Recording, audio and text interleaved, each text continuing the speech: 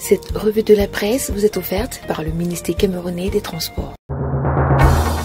Chers conducteurs, l'excès de vitesse ou la vie, il faut choisir. L'inattention, l'imprudence, l'impatience ne vont pas avec le volant. Ceci est un message du ministère des Transports. Bonjour à tous. Ravi de vous retrouver ce matin pour que nous puissions parcourir ensemble les principales unes parues au Cameroun. L'hebdomadaire confidentiel par lequel nous débutons ce matin s'interroge à sa grande une au sujet de l'élection à la FICAFOOT. Samuel Eto'o-Fils, le seul bon choix? Son immense carnet d'adresses, son parcours exceptionnel et son programme électoral suffiront-ils à convaincre les délégués des 10 régions qui auront la lourde responsabilité de choisir celui qui présidera aux destinées de l'instance fêtière du football camerounais au cours des 4 prochaines années? L'hebdomadaire confidentiel fait des révélations ce matin dans ses colonnes, notamment des pages 6 à 7. En petite une, l'hebdomadaire parle de l'entraîneur du renouveau et nous renseigne que le Mongo est derrière Paul Biya. Et puis qu'en Total Énergie 2021, le dispositif d'accueil des voyageurs en examen. Toutes ces informations et bien d'autres sont à retrouver ce matin dans les colonnes de l'hebdomadaire. Le quotidien national Cameroun Tribune pour sa part titre « Attractivité du Cameroun, un charme intact ». Au nom du président de la République, le Premier ministre, chef du gouvernement Joseph Dione Ngouté a inauguré vendredi dernier à Bankomo l'usine de la toute nouvelle compagnie fermière camerounaise, filiale des brasseries du Cameroun.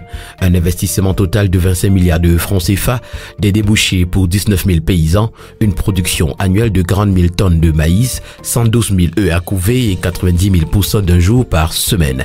La preuve que le pays demeure une terre où les affaires sont avantageuses. L'information, vous l'aurez des pages 2 à 3. En petite une, on parle de Parlement ce matin. La session de novembre a été convoquée. Le magazine Défi Actuel parle également d'agro-industrie au Cameroun et titre « La SABC inaugure une maïserie de 20 milliards ». En petite une, on parle de microfinance, comme ici, un nouvel espoir pour les épargnants et puis finances publiques. Le ministère des Finances lève 40,5 milliards de francs CFA sur le marché des titres de la BEAC.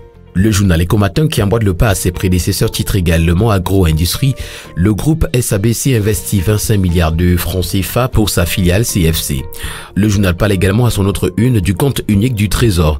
L'État retire ses ressources des banques dès mars 2022.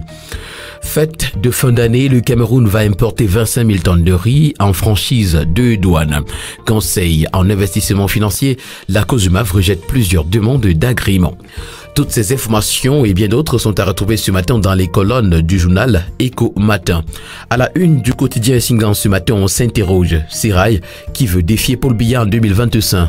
À coup d'argent, des groupes de pression de manœuvres politiciennes, certaines affidées au chef de l'État dissimulent mal leur impatience à occuper le fauteuil encore tenu par leur champion. Les appétits qui s'étaient démultipliés ces derniers temps semblent s'extomper depuis l'appel de Mona Télé le 31 octobre 2020. En haut de une, on parle de l'entraîneur du renouveau. Et bien ici insiste sur la candidature de Paul Biya en 2025. Le quotidien, le messager qui parle de cet appel ce matin titre à sa grande une présidentielle 2025, l'appel du clair-obscur. L'appel de la Léquier sur la candidature de Paul Biya en 2025 fait des vagues dans un contexte de panique à bord au sein du Sérail. Le décryptage du professeur Gitsa Lanzomo est à retrouver ce matin aux pages 3 et 4 du quotidien Le Messager. Le quotidien parle également de l'entraîneur du renouveau et nous informe que Ketia Cortés enflamme le Nord. Et puis scandale foncier, des riverains se partagent lignage de Berthois. Des hectares de terre concédés au ministère de l'Éducation de base sont occupés par des prédateurs fonciers. On parle ce matin à la grande une du quotidien L'Info à chaud de la curieuse rencontre Mbiya Njoya le 6 novembre 2021 à Fumban. Tel père, tel franc, titre ce matin le journal. L'information complète à retrouver en page 3. En petite une, on parle de la campagne d'Eto'o à la FICAFOOT. Le directeur Jean-Bruno Tagne peut. Après la diffusion de ses sextapes, Gaël quitte le pays, nous renseigne ce matin le quotidien L'Info à chaud. Pour payer sa caution, André Dibamo m'ont dit 200 000 francs CFA et puis PCRN doit la premier le temps du diagnostic. Toutes ces informations et bien d'autres sont à retrouver ce matin dans les colonnes du quotidien L'Info à chaud. Pour le quotidien bleu d'Amanmana le jour, on parle plutôt de Bafoussam, sans Mélima Garoua et de ces hôpitaux qui méritent d'être connus. Succession de Paul Biya également, que cache l'appel de la Léquier s'interroge ce matin le quotidien Le Jour. Et puis Pekka Michel, 2 morts après un match. Le quotidien Vert Émergence pour sa part ce matin qui parle de justice nous dévoile la liste des biens des barons du régime saisis par le tribunal criminel spécial. En petite une, on parle de santé, l'imagerie médicale face aux enjeux liés à la Covid-19. Suspension du directeur général de l'OAPI, ça chauffe entre le Cameroun, le Bénin et la Côte d'Ivoire. Et puis, pathologie mammaire, la médecine traditionnelle pour lutter contre le cancer du sein, nous renseigne ce matin le quotidien Émergence. À la une du quotidien Mutation, ministère de la Recherche scientifique, ministère de la Recherche scientifique, greffe au labo. Dans un préavis adressé au Premier ministre, les chercheurs exigent la révision de leur statut vieux de 41 ans et le financement substantiel et permanent de la recherche. Une manifestation pacifique est annoncée courant décembre si rien n'est fait. L'information, vous l'aurez en page 11. En petite une, on parle de l'arrestation des étrangers. La Guinée équatoriale s'explique. Et puis C2D, la métamorphose de Berthois. Le tri hebdomadaire L'Œil du Sahel pour sa part ce matin nous amène à Mbé où des trafiquants attaquent le poste des douanes. En petite une, retrouvons l'interview de Mined Libom Lilika Minpostel. Au Cameroun, des stratégies sont mises en place en vue d'une meilleure connectivité. Diplomatie, Modeste Mopa électrise Guidigis. Gaoundéré, une fillette de 7 ans prise en otage. Et puis dans le nord, plus de 279 millions de francs CFA pour gérer les réfugiés de la commune de Bachéo. Le quotidien de la santé, EcoSanté pour sa part ce matin parle d'épidémie à sa grande une. 13 décès et 900 cas suspects de fièvre jaune enregistrés au Cameroun, nous renseigne ce matin le quotidien. Depuis 3 mois, dans cette région du pays, cette maladie fait des ravages. L'extrême nord, le nord-ouest, l'ouest, le littoral, l'est et l'Adamawa sont les régions les plus touchées. On parle également de vaccination anti-Covid-19. Le rôle clé des relais communautaires est présenté ce matin dans les colonnes du quotidien EcoSanté. À la une de la Voix du Centre, on parle de contentieux. Samdia dans le box des accusés. La multinationale française fait actuellement l'objet d'une plainte déposée par des associations camerounaises à l'Organisation de la coopération et de développement économique, l'OCDE. En cause, les activités de Sosucam, sa filiale camerounaise. Fecafoot, l'affaire Nganamoui titre ce matin le bi-hebdomadaire L'Indépendant.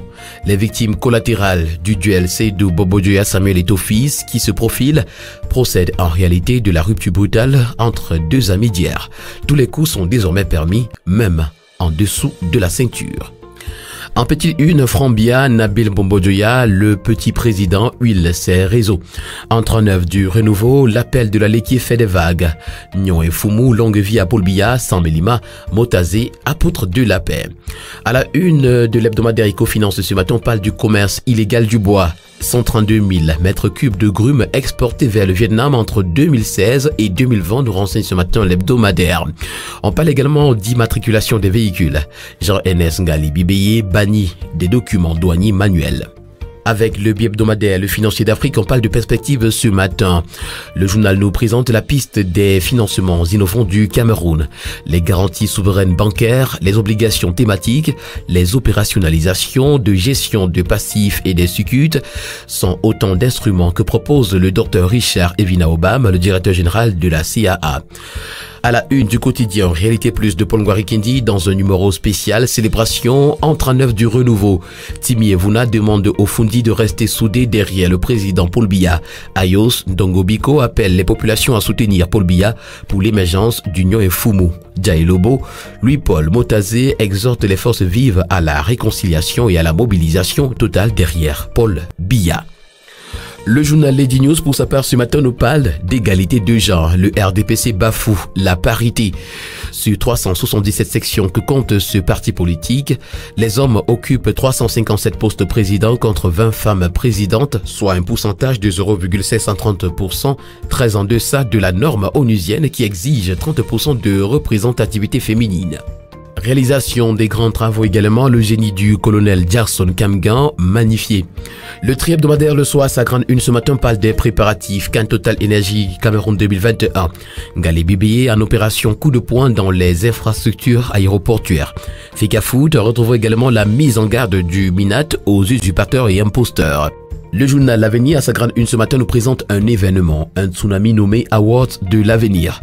Alors que le grand show, organisé conjointement par l'agence camerounaise de communication et le réseau des patrons de presse du Cameroun, a lieu ce 3 décembre à 19h au Hilton Hotel de Yaoundé, la fièvre des préparatifs monte.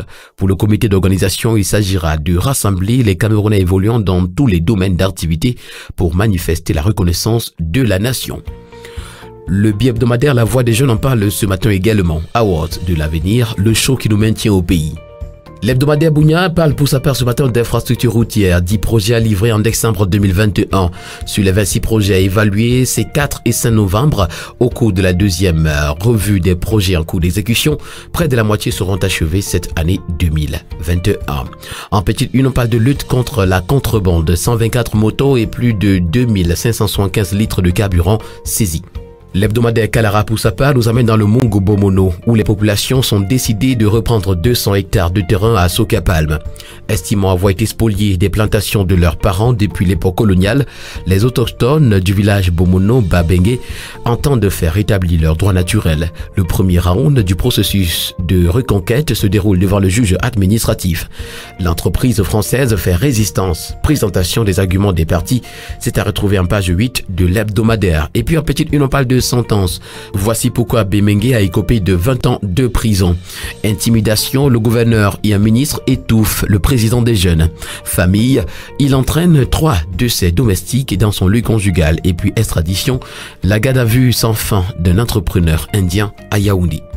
Mesdames et messieurs, c'est tout pour ce matin en ce qui concerne cette toute première édition de la semaine de la revue de la presse camerounaise. Merci de l'avoir suivi et surtout n'oublions pas qu'acheter un journal, c'est participer significativement à la vie de la presse au Cameroun. Merci et agréable journée à tous.